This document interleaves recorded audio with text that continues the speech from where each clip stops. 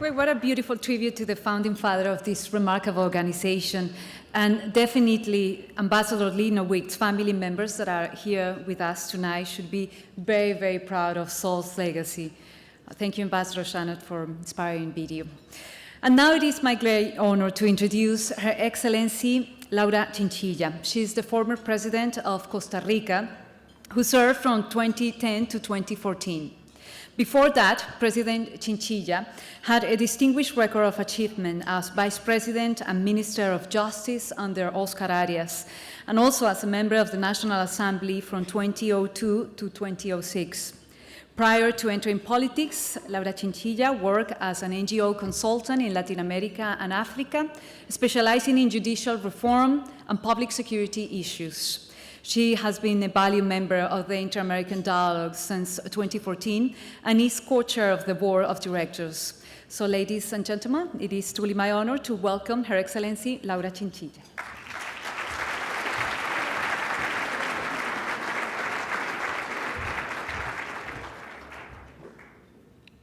Good evening, Honorable Prime Minister Mia Amor Mottley, Honorable Vice President and dear friend Marta Lucia Ramirez, ladies, gentlemen, dear friends. Many things make an awards gala precisely a gala. The beautiful venue, the lively atmosphere, meeting lifelong friends, and for some, even putting on the most elegant dresses and tuxedos. You all look tonight wonderful, very beautiful and very handsome. Yet, a gala wouldn't be as bright and meaningful without a keynote speaker of renowned stature, an immense sense of duty, and vast intelligence as the one that honors us with her company and wisdom tonight, the Honorable Mia Amor Mottley, Prime Minister of Barbados. Dear Mia, thank you for being with us tonight. The dialogue welcomes you back to your house in the Americas. We are not only thrilled to have you with us again, we are also in much need of your ideas and vision. Talking of Mia's achievements is, in a way, talking about the future we desire for the people of our region, one in which young people break prejudices and act in public affairs, one in which women break ceilings and attain positions of government, one in which official duty is underpinned by hard study and work, decency and empathy. Mia was one of the youngest persons ever to be assigned a ministerial portfolio, the first woman in her country to serve as Attorney General and Deputy Prime Minister of Barbados. And she also became Barbados' first female Prime Minister.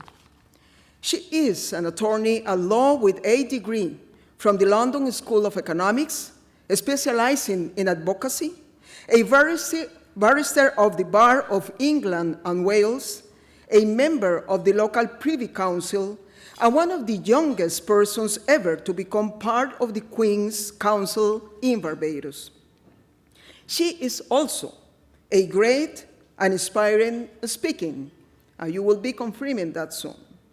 In one of her recent interventions, Mia spoke of the importance of moral leadership in today's world. In her words, moral leadership matters because it recognizes the basic right of each human being to be accorded first and always decency and dignity. That recognition, she said, demands of us a better understanding that each of us is needed to make this world a better place, to make a better life for people whose voices are not heard and whom we do not see. These, my friends, are not only words about moral leadership, but from moral leadership. Mia, your words are of leadership, and the world is in great need to hear them. In the messages you share, citizens and decision makers can find the required moral compass to address the most pressing debates that we are facing today. I invite to the stage the Honorable Mia Amor Mottley. Thank you very much and welcome.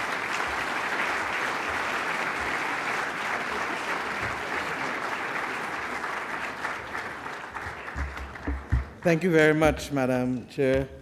Distinguished guests all, Governor General of Canada, and in particular, all of you who have braved this weather to be here, and I include myself. I'm happy, first and foremost, to return to the dialogue. As you will see in the program, I am a member on leave. Most of the time, you don't want to be on leave from anything, but I think that the purpose for my being on leave is a good one on this occasion, which is to help improve the quality of life of my people in Barbados. I want to thank the dialogue for the honor afforded me of sharing a few thoughts with you, and to say to you that I had actually prepared a much longer speech, but Joan reminded me that I only have 12 minutes. And therefore, I shall just briefly share some thoughts to be able to hopefully stimulate some of you. Before I do that, I'd love to commend the awardees tonight, all of whom in their own way have achieved great excellence and stand as beacons of inspiration for our people in the region. And more importantly, to send the message that we celebrate all kinds of achievement, and that the ability to tell stories, the ability to work hard among people and to achieve, as the coffee growers have, and the ability to express ourselves in the glorious majesty of our bodies is completely worthy of celebration. And I cannot underscore the importance of how this message will resonate with so many different elements of our society. We regrettably, those of us in public policy, come to believe that everyone is interested only in hard dialogue, but the majority of our population tell their stories and learn by example and not through the formal processes that we have come to admire in our work. I want this evening, very quickly, to share a few things with you because, as you heard from Michael earlier and others, we live at a very difficult time in the world's history. And we do so conscious that we ought to have known better, having gone through all that we went through in the first half of the 20th century. But it seems as though we need to repeat the mistakes of the past before learning about how we can progress. And I have come this evening to ask us to be strategic and focused in all that we do, particularly in the institutions that occupy our hemisphere, because it is only in so doing that we are going to be able to navigate these difficult waters. There are three major problems facing the people of our region. One, the widening income gap and inequality, and I don't need to remind us of the pictures that we've seen from Chile or in other parts of the hemisphere in recent times. Two, the question of that great, great existential threat, the climate crisis. And three, not appearing to be at the top of the list, but of equal concern, especially at the individual level, chronic non-communicable and communicable diseases. For we find ourselves with experiences in temperate climates of tropical diseases that ought not to be part of our environmental space. But before I do so, I just want first to address the role of the dialogue. When I came in here, Joan asked me to say a few words about why I thought the dialogue was important. And I said it was all in the name. And more, I find myself from this position making that point. In January, the Prime Minister of Trinidad and Tobago, Prime Minister of St. Kitts and Nevis, and myself started a journey on behalf of CARICOM, meeting with the UN Secretary General and other countries and groupings across the world for the last 10, 11 months on the issue of Venezuela. Everyone talks about the Latin American neighbors of Venezuela, forgetting that Venezuela is as much a Caribbean nation and is 7 miles from the coast of Trinidad and Tobago, which is an integral part of the CARICOM single market and single economy, and hence there is freedom of movement of people as well as money for the most part in terms of skilled labor. And not only legal people move, but illegal people and goods as well. And we were told that the time for dialogue was over. We were told so over and over and over. And our simple refrain was, the time for dialogue is never over. 11 months, I believe that we are still correct in our assertion. And I say so conscious that in this institution as well, we are in danger of leaving out one of the most important players who is already having a large impact in the Americas, and one of the elephants in the room, to which I will refer tonight, and that is China. And the regrettable view that there is a win-lose situation between China and the United States of America does not and cannot play well in the Americas. The bottom line is that China's Belt and Road Initiative is the most significant global development strategy since the 1948 European Recovery Program, better known as the Marshall Plan, named after the American Secretary of State, Sir George Marshall, investing then 15 billion US, approximately, maybe about 100 billion US in today's dollars, to rebuild the economies of Western Europe. Now, my intention is not to compare the Belt and Road Initiative to the Marshall Plan. They're two totally different initiatives with different objectives in different historical spaces. But what they have in common is that they're both positive win-win strategies for us. And the bottom line is that we are caught up, regrettably, in a stifling win-lose dialogue, as if we have to choose between one or the other, in a region that already has friendships with India, Japan, Europe, and many other nations across the world. And we have to claim the space to be able to do what in our own country we set out in our first address upon the independence of our nation at the United Nations, that we shall be friends of all and satellites of none. That is the only way we are going to be able to ensure that a global village respects the diversity that it needs to respect if we are to move forward. It is against that background as well that I want to speak to you very briefly about the need for the institutions of the hemisphere to be more strategic in what they focus on, rather than trying to be all things to all people, breaching their own charters, and very often getting involved in ways that do not allow us to be able to achieve our objectives strategically in the battle on those three fronts to which I referred. On the issue of growing inequality, the bottom line is, my good friend Alicia Barcena would have indicated in an op-ed piece recently that 50% of all workers in Chile receive below $550 per month.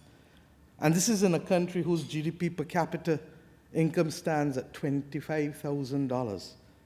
Now, when you hear those statistics, you better appreciate why people may have taken to the streets.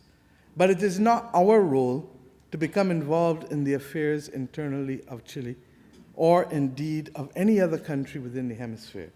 It is our role, however, to be able to commit to the creation of a floor below which no one citizen in our hemisphere shall fall. And the bottom line is that the greatest path to success is in fact not just to free the movement of capital that has been done for the last 30 to 40 years, but to free the movement of people across boundaries, and not to build the walls that in fact exclude and deny opportunities to our citizens to live the best life that they can live. One of the most important aspects of that is to be able to overcome the barriers of language. And if the Organization of American States were to be strategic in setting one goal, but one goal only, to have all of the citizens under the age of 18 be bilingual by 2030, English and Spanish, French and Portuguese, French and Spanish, that simple, noble goal would immediately change the opportunities available to ordinary citizens to be able to live the best possible life that they could live. It would also preclude them from the kind of criticism and ostracism that they find themselves involved in today as to whether they're in fundamental breach of their charter or not with respect to their behavior. That is one aspect, and that is an aspect that is critical because the rich cannot cocoon themselves from the realities of ordinary people. And we are seeing that not just throughout history, but we're seeing that in today's world, where the opportunity for persons appear to be even more dire because we are having a level of migration in today's world that is at its highest since World War II. We have 72 million people around the world who have been forced from their homes, either as a result of income inequality, as a result of climate change, as a result of war, as a result of violence. And the reality is that in this part of the world, regrettably, 17 of the 20 most homicidal countries, or countries with the greatest crime rate, murder rate, find themselves in Latin America and the Caribbean. That's not the kind of index that we want to celebrate, or Alejandro, that we want you to be making movies about for our people.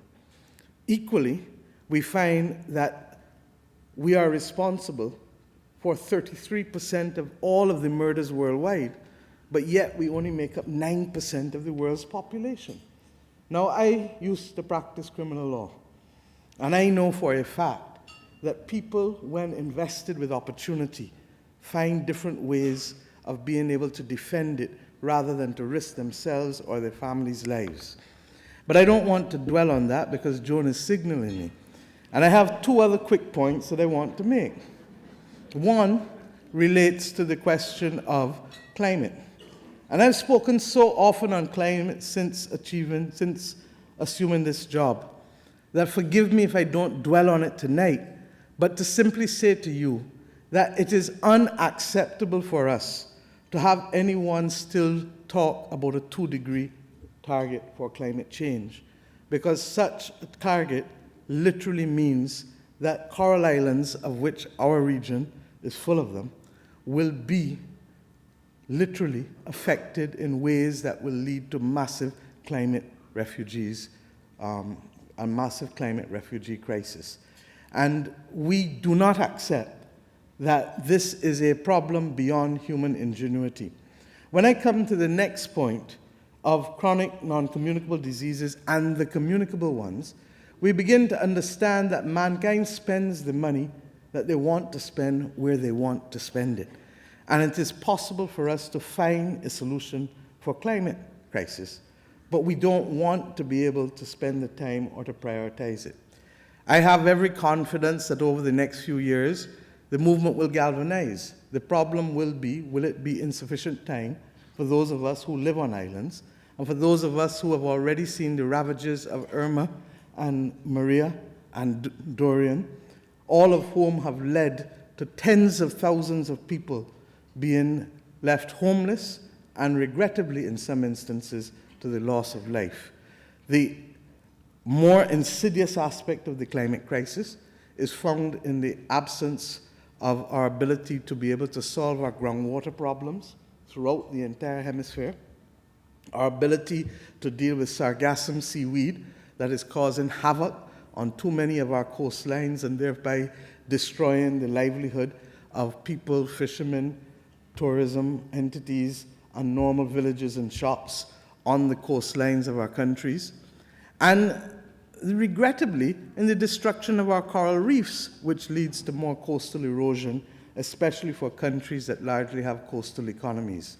This is a matter on which there really can be no compromise in terms of what we are prepared to do, because the time is running out upon us.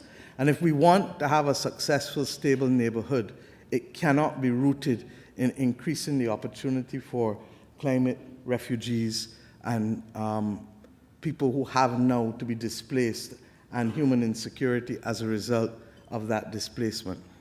The final point relates to the chronic non-communicable diseases and the communicable diseases.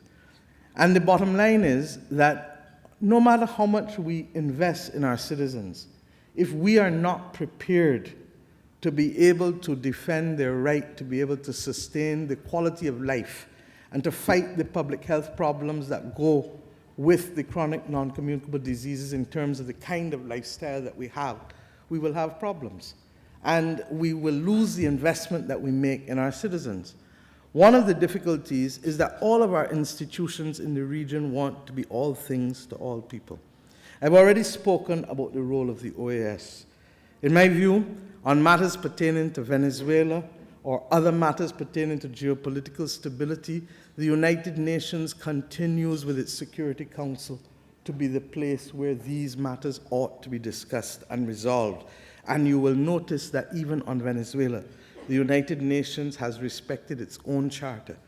I want to call and to salute, I want first to salute Norway for the role that it has played in our own country by working with us to facilitate the talks between all sides in Venezuela. And those talks remained live and active until August of this year. The bottom line is that we need the talks to continue if there is going to be a peaceful resolution for the people of Venezuela and the people of the Caribbean. For us, the Caribbean must remain a zone of peace. The Caribbean Sea must be a zone of peace. The chances of that happening with an antagonistic or adversarial end to the Venezuelan crisis is minimal. We are conscious about the refugee crisis, but we're equally conscious that anything that leads to any kind of military intervention will spell serious, serious consequences for all of the rest of us in the region as well. I want to suggest that there should be an International Friends of Venezuela group anchored and coordinated by Norway, including Russia, including the US, including the European Union, China, 4 countries from the hemisphere of Latin America and the Caribbean, and that a representative of the UN Secretary General ought to be included so that they could supervise the process of implementation of the agreements that can be reached only through dialogue. If we do that, then we can at least begin to ensure that we take into account all of the considerations on both sides, because we have not chosen a side, but we have chosen peace for the Caribbean and for the people of Latin America. We also believe that if, in the same way that PAHO has been able to focus on its mission with respect to health, that we can have the other regions, the other institutions, of the region being far more strategic, we will get much further. The Caribbean region, finally, has been asking for the reality of a vulnerability index, not an index that determines eligibility on the basis of per capita income. Bahamas tonight cannot get a single cent from the World Bank to borrow after the travesty and damage of Dorian. Why? Because it is believed that it is a middle-income country and it is precluded from access, as is Barbados. These things are not just or fair.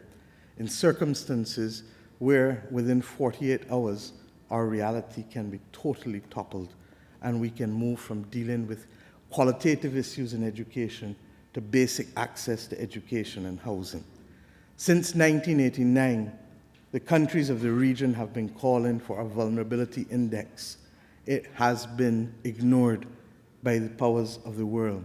We have reached a point now where we can no longer run from the science or run from the evidence.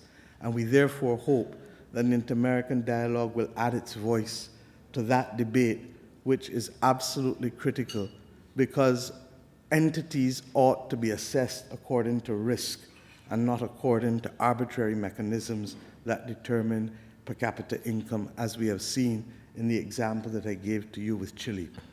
We have many battles to fight in today's world. We will only make it if we are strategic about our efforts and how we go about them. This institution is important because it allows people of different backgrounds to continue to speak to each other and to find a space for solutions and to have conversations that might otherwise be taken the wrong way in different other institutions. I trust and pray that you will appreciate that if ever there was a time for your dialogue to continue at a pace that is perhaps quicker than you have hitherto been involved in it, it is now.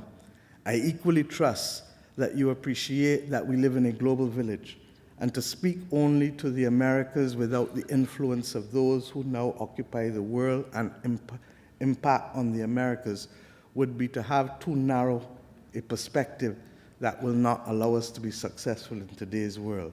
I look forward to our being able to be part of that process with you.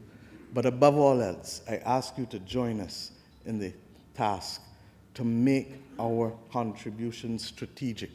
If we try to be all things to all people, we shall not succeed in winning any of the three battles.